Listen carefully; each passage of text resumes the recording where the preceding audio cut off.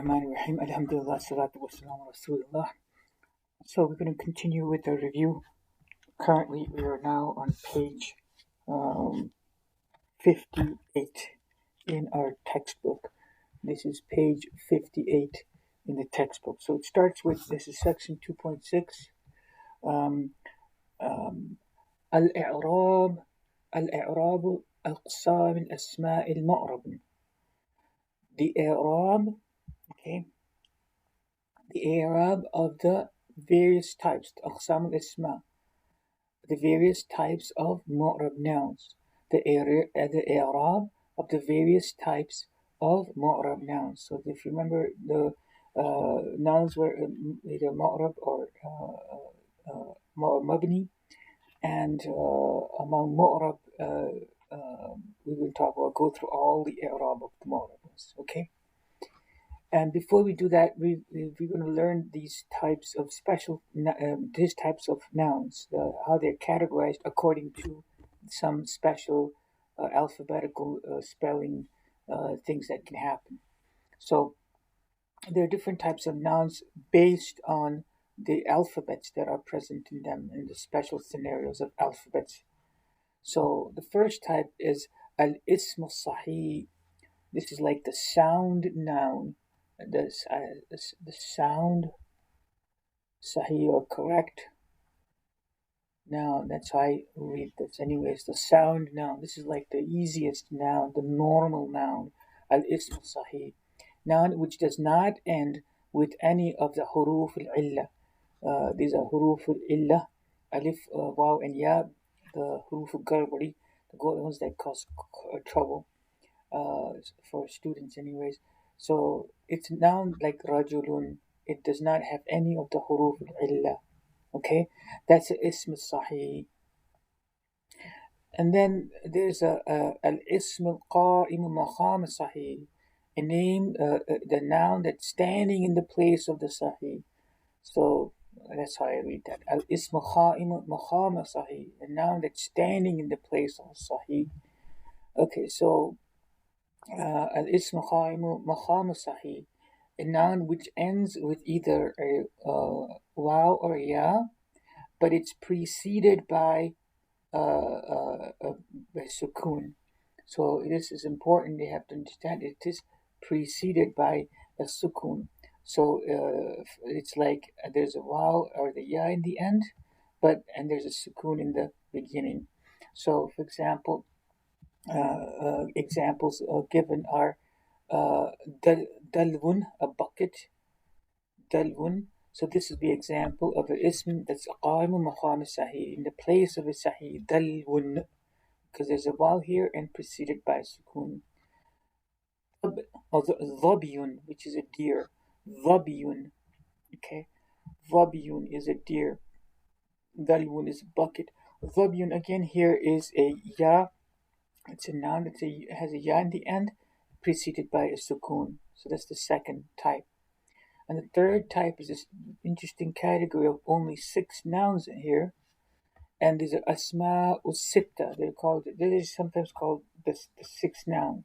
Asma sitta. Al asma sittatu mukabbaratun. These are 6 nouns, 6 nouns that are in the mukabbar form. That is 6 nouns which are not in the musagharan form. Apparently they don't take musaghar form or something like that. So these are just special 6 nouns. They're very small in size. Then they have special rulings as how they decline. So these are all nouns that are going to decline. There's some special scenarios that can happen, and there are going to be rules about what's going to happen with these special scenarios. So abun, father, akhun, brother, hamun, brother-in-law. So abun, akhun, hamun. These are 3 family figures: father, brother, brother-in-law. Abun, akhun, hamun. And then famun, mouth, hanun, something insignificant, and zu, and the plural of zu is ulu. So zu is someone who possesses something. Someone who possesses something. Zul awtar, like that. Ulul albab, like that. Someone who possesses something. So abun, akhun, hamun, famun, hanun, something insignificant. Hanun, something insignificant. And zu, or the plural of that, is ulu. So these are the three categories, and there's two more. So the first was al ism sahih. It's a normal, correct, like sound noun, correct noun, ism sahih. A noun which does not have any huruf al-illa, okay, which does not end in any huruf al-illa. And then the al-ism qa'imu maqam sahih, a noun that ends with either a waw or a ya preceded by a sukoon, dalwun, bucket, dhabyun, a deer, for example. And third category, asma'u sittatu mukabbaratun, the six nouns that are in their big form. There are six nouns which are not in their musakharun form. Okay. And finally, there's two more categories of nouns that we have to understand, which have special scenario cases. And there's al ismu mahsur, al ismu mahsur. Now, mahsur is basically a noun which ends in alif mahsur. So there are two types of alif, right? Standing alif and this ya alif. Alif mamduda is this alif. Alif mahsura is like a ya alif. So these are both alif, and this is alif mahsura. So a noun that ends with alif mahsura, as in Musa, okay, alif al mahsura, okay. So al ism al mahsura is a noun which ends in alif mahsura. Al ism al mahsura is a noun which ends in alif mahsura. And finally, al-ism al-mankhus.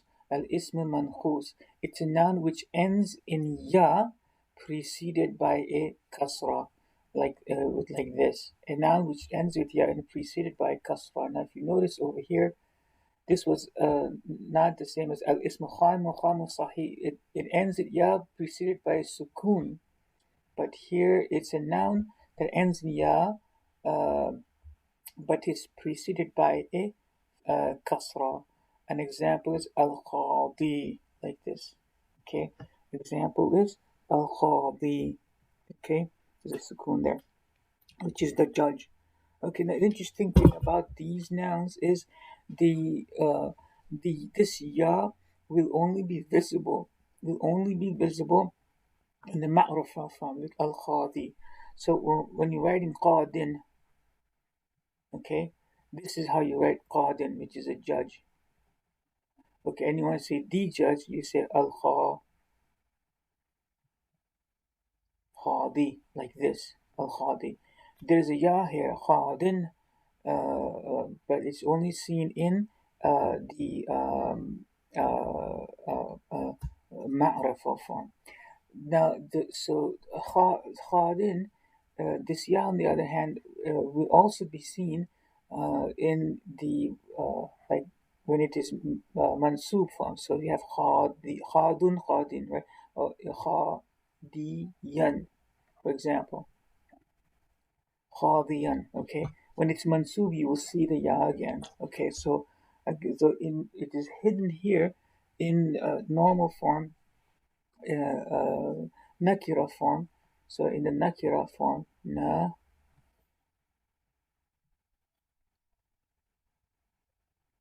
nakira, nakiratun. Okay, so it's hidden in the nakiratun, but the ya is seen in the ma'ruf form, except when it also becomes in halatul, uh, not halatul jar, uh,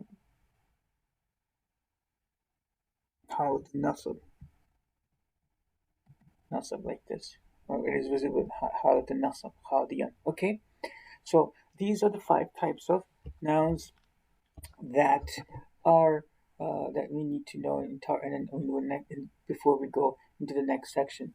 I'rab of the so we're talking about al-i'rab al-aqsam al-asma' al-mu'rab, and the five types: al-ismu sahihun, al-ismu muqam sahihun, and these are the end with waw or ya with the sukun preceding, dalwun and dhabyun, and asma'u sittat mukabbaratun. Those are six words: abun, akhun, hamun, famun, hanun, and zu, And finally,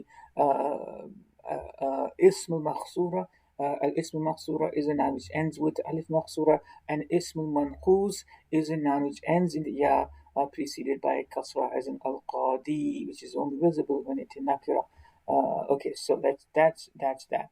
Now, before we go on, they say that sometimes it's helpful to understand these uh, uh, uh, by putting what happens to noun by putting in typically in these sentences.